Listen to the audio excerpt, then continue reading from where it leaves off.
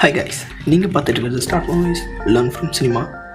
இந்த channel ஆரம்பித்ததுக்கான purpose என்னென்னு பார்த்தீங்கன்னா, சினிமா பற்றி நான் கற்றுக்கிட்ட சில விஷயங்களை சினிமா மேலே இன்ட்ரெஸ்ட் இருக்கிற சில பேர்த்துக்கு சொல்லிக் கொடுக்கலாம் அப்படிங்கிற ஒரு நோக்கத்துக்காக தான் இந்த சேனல் ஆரம்பித்தேன்.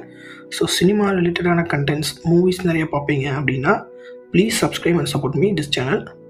Let's start. இன்றைக்கி நம்ம வீடியோவில் பார்க்க போகிற சீரிஸ் என்னென்னு பார்த்தீங்கன்னா டாப் மூவிஸ். டாப் மூவிஸில் இன்றைக்கி எந்த படத்தை பற்றி பார்க்க போகிறோம் அப்படின்னு பார்த்தீங்கன்னா, படம் கிடையாது, இவர் ஒரு director, the American film maker doctor Ari Aster. Ari Aster இது வரைக்கும் 3 படங்கள் எடுத்திருக்காரு. Number 1 Hereditary, number 2 Midsommar and number 3 Beau is Afraid. இந்த 3 படங்களை நான் வந்து என்னோட டாப் லிஸ்ட்டு படி அரேஞ்ச் பண்ணியிருக்கேன். ஸோ பார்க்கலாமா? லிஸ்ட்டில் டாப் 3ல் இருக்கிற படம் என்னென்னு பார்த்தீங்கன்னா போயின் அஃபர்ட். இந்த படம் வந்து ஒரு ட்ராமா கேட்டகரியான ஃபிலிம் தான். இந்த படத்தோட ஹீரோ யாருன்னு பார்த்தீங்கன்னா நம்ம ஜோக்கர் நாயகன் வாக்கிங் ஃபீனிக்ஸ். மனுஷன் இந்த படத்தில் ஆக்டிங்லேயே இந்த படத்தை வந்து வேற ஒரு தளத்துக்கு எடுத்துகிட்டு போயிருப்பார். போங்கிற கேரக்டராக வாழ்ந்துருப்பாருன்னு சொல்லலாம். இந்த படத்தோட கதையை கேட்டிங்கன்னா ஸ்பாய்லர் பண்ணாமல் சிம்பிளாக சொல்லிடுறேன். போ அப்படிங்கிறவர் வந்து ஒரு வைலன்ஸ் நிறைஞ்ச ஒரு ஊரில் வாழ்ந்துட்டு இருக்கிறாரு. தன்னோட அம்மா கூட ஒரு டாக்ஸிக் ரிலேஷன்ஷிப் இருக்கிற மென்டலி பாதிக்கப்பட்ட ஒரு நபர். ஒரு நாள் தன்னோட அம்மா இறந்துட்டாங்க அப்படிங்கிற நியூஸை கேள்விப்பட்டு போ அவங்க அம்மாவை பார்க்க போகிறாரு. இதுக்கப்புறம் இந்த ஜேர்னியில் அவங்க சந்தித்த விஷயங்கள், பார்த்த விஷயங்கள், சந்தித்த நபர்கள், நடந்த சுச்சுவேஷன்ஸ், இதை பேஸ் பண்ணி தான் இந்த படம் மூவ் ஆகும். One of the best and finest acting of ever Joaquin Phoenix அப்படின்னு சொல்லலாம். மனுஷன் பிக்சர் ஆக்டிங்கில் ஒன் மேன் ஷோ அப்படின்னு சொல்லுவாங்களே, அது இந்த படம் தான். மனுஷன் அந்த மாதிரியான ஒரு ஆக்டிங் இந்த படத்தை கொடுத்துருப்பாரு. அதுவும் இல்லாமல் ஃப்யூச்சர் ஃபிலிம் மேக்கர்ஸ்க்கு இந்த படத்தில் கற்றுக்கிறதுக்கு நிறைய விஷயங்கள் இருக்குது.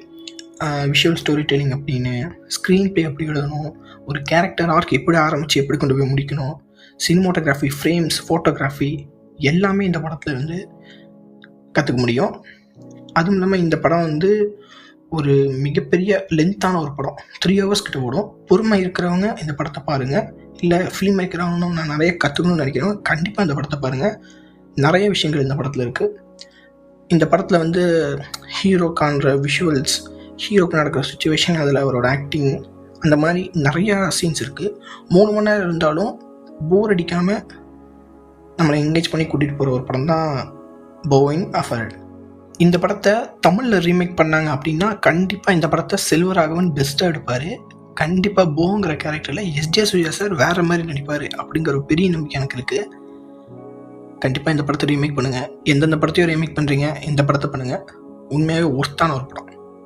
செகண்ட் பிளேஸில் நம்ம பார்க்க போகிற படம் என்னென்னு பார்த்தீங்கன்னா ஹெரிடிட்டரி. இது வந்து ஒரு ஹாரர் மிஸ்ட்ரி ஃபிலிம். இந்த படத்தை பற்றி சொல்லணும் அப்படின்னா ஒரு நல்ல ஹாரர் ஃபிலிம், அதாவது ரெகுலர் டைப்பில் ஜம்ப்ஸ்கேர்ஸ் ஒரு 10 ஜம்ப்ஸ்கேர்ஸ் வச்சு அந்த மாதிரிலாம் இல்லாமல் ஒரு நல்ல சைக்கலாஜிக்கல் ஹாரர் ஃபிலிம் பார்க்கணுன்னு ஆசைப்படுறவங்களுக்கு இந்த படம் ஹைலி ரெக்கமெண்டட். பயங்கரமான ஒரு ஹாரர் ஃபிலிம்னு சொல்லலாம். படம் வந்து 2 மணி நேரம் 10 நிமிஷம் ஓடும். ஆனால் வந்து ஃபஸ்ட்டு 2 மணி நேரத்துக்கு படம் எதை நோக்கி போகுது, என்ன நடக்குது ஒன்றும் புரியாது. கடைசி 10 நிமிஷத்தில் வந்து அவங்க சொல்கிற எல்லா விஷயங்களுக்கான ஒரு கீ பாயிண்ட்டும் ஹாரர் தன்மையும் கடைசி 10 நிமிஷத்தில் தான் அன்லாக்கே ஆகும். அந்த மாதிரியான ஒரு சூப்பரான ஒரு படம். இந்த படத்தில் ஒரு 3 கேரக்டர் பற்றி நான் பேசி ஆகணும். ஒன்று மில்லி ஷாப்பிரோ, அதாவது சிஸ்டர் கேரக்டர் பண்ணியிருப்பாங்க. சும்மா அவங்க வந்து நம்மளை பயன்படுத்த மாட்டாங்க, நம்மகிட்ட பேச மாட்டாங்க, நம்மளை பார்க்க கூட மாட்டாங்க. ஆனால் அவங்கள பார்த்தாலே நமக்கு வந்து ஒரு மிரட்டி வர மாதிரியான ஒரு பயம் கிளம்பிடும். அந்த மாதிரியான ஒரு ஆக்டிங் பர்ஃபார்மன்ஸ். அப்புறம் அலெக்ஸ் உல்ஃப் அப்படிங்கிற அவர் அண்ணன் கேரக்டர்லாம் நடிச்சிருப்பார்.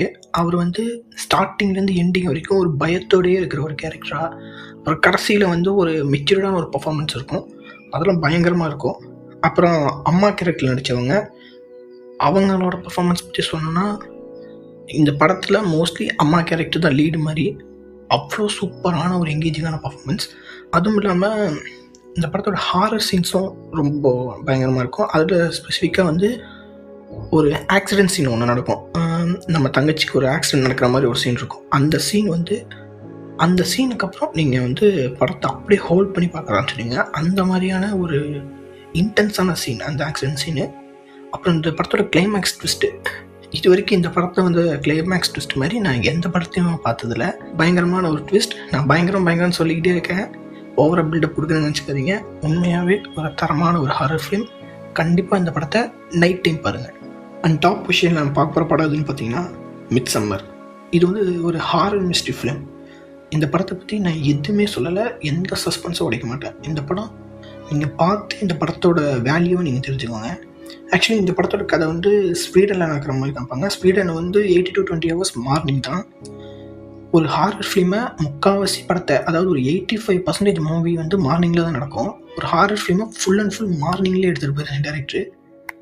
அதுவும் இல்லாமல் இந்த படத்தோட பர்ஃபார்மன்ஸ் பற்றியும் பேசணுன்னா, இந்த படத்தில் ஹீரோயின் நடித்த ஃப்ளோரின்ஸ் பங்க் அப்படிங்கிறவங்க, அவங்கள தாண்டி என்னை வந்து ஒரு இம்ப்ரெஸ் பண்ண ஒரு கேரக்டர்னு பார்த்தீங்கன்னா இசபெல்லா கிரில் அப்படிங்கிற அந்த கேரக்டரில் நடித்த அந்த பொண்ணு வந்து ஸ்டார்ட் டு எண்ட் ஒரே லுக்கை மெயின்டைன் பண்ணிகிட்டே தான் இருப்பாங்க. ஆனால் அந்த ஒரு லுக் நமக்கு வந்து 1000 விஷயங்களை சொல்கிற மாதிரியான ஒரு ஆக்டிங் பர்ஃபார்மன்ஸை கொடுத்துருப்பாங்க. ஹீரோயினையும் சலைச்சவங்க கிடையாது, அவங்களும் பயங்கரமான ஒரு பர்ஃபார்மன்ஸை கொடுத்துருப்பாங்க.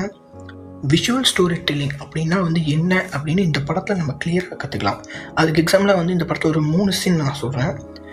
ஃபஸ்ட்டு ஏர்போர்ட் சீன் ஒன்று இருக்கும். அதாவது ஹீரோயின் வந்து அழுகிற மாதிரியான ஒரு ஷாட்டு. ஒரு வீட்டிலேருந்து அவங்க பாத்ரூமில் போவாங்க, அதே சமயம் ஏர்போர்ட்டில் ஏரோப்ளைன்லேருந்து பாத்ரூமில் போவாங்க. இது 2 ஷாட்டு இன்டர்கட் பண்ணி அப்பர் ஆங்கிளில் கேமரா வச்சு காமிச்சிருப்பாங்க. இந்த ஒரே ஷாட்டில் ஹீரோயின் வந்து என்ன மனநிலைமையில் இப்போ இருக்காங்க அப்படிங்கிறத அவ்வளோ ஈஸியாக கன்வே பண்ணியிருப்பாங்க. அதே மாதிரி வால் சீன் ஒன்று இருக்கும்.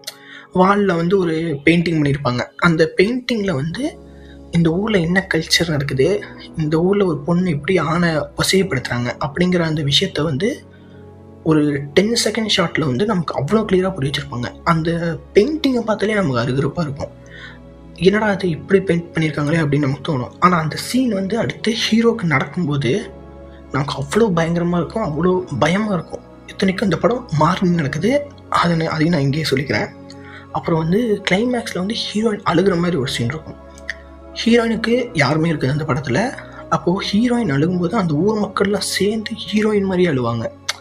இந்த ஒரு ஷாட்டில் வந்து ஹீரோயின் என்ன புரிஞ்சுப்பாங்க அப்படின்னா, தனக்கு யாருமே இல்லை, நமக்கு பாய் ஃப்ரெண்ட் மட்டும்தான் இருந்தால், அவனும் இப்போ போயிட்டான் அப்படின்னு நினச்சிட்டு இருக்கிற ஹீரோயின் தனக்காக அழுகிறாங்களேன்னு நினைக்கும்போது ஒரு ஹாப்பியில் அவ்வளோ வலியிலையும் கடைசியில் சிரிப்பாங்க. அவங்க கண்ணு முன்னாடி அத்தனை பேர் இறந்து போயிருப்பாங்க. இது வந்து ஒரு சின்ன ஸ்பாய்லர் தான், இருந்தாலும் படம் பாருங்கள், பிடிக்கும். கண்ணு முன்னாடி அத்தனை பேர் இறந்து போயும் அதை பார்த்துட்டு ஹீரோயின் வந்து ஒரு ஸ்மைல் பண்ணுவாங்க. அந்த எண்டிங் வந்து ஒரு யூனிக்கான ஒரு எண்டிங்காக இருக்கும். அந்த எண்டிங்கை நீங்கள் பார்த்து புரிஞ்சுக்கோங்க. அவ்வளோ சூப்பரான ஒரு படம், கண்டிப்பாக மிஸ் பண்ணாமல் பாருங்கள். அவ்வளோதான் கைஸ். ஆரி ஆஸ்டர் எடுத்த 3 படங்களை பற்றியும் பார்த்தோம். ஆக்சுவலி பார்த்தது எல்லாமே என்னோட டாப் லிஸ்ட் தான். கண்டிப்பாக இந்த 3 படத்தையும் நீங்கள் பார்த்ததுக்கப்புறம் உங்களோட டாப் லிஸ்ட் கண்டிப்பாக மாறும். அதனால் 3 படத்தையும் செக் பண்ணி பாருங்கள். இந்த மாதிரி சினிமா ரிலேட்டடான கண்டென்ட்ஸ் உங்களுக்கு பிடிக்கும் அப்படின்னா இந்த சேனலை மறக்காமல் சப்ஸ்கிரைப் பண்ணி வச்சுக்கோங்க. வீடியோ பிடிச்சிருந்தா லைக், கமெண்ட், ஷேர் எல்லாமே பண்ணுங்கள். See you in next video guys.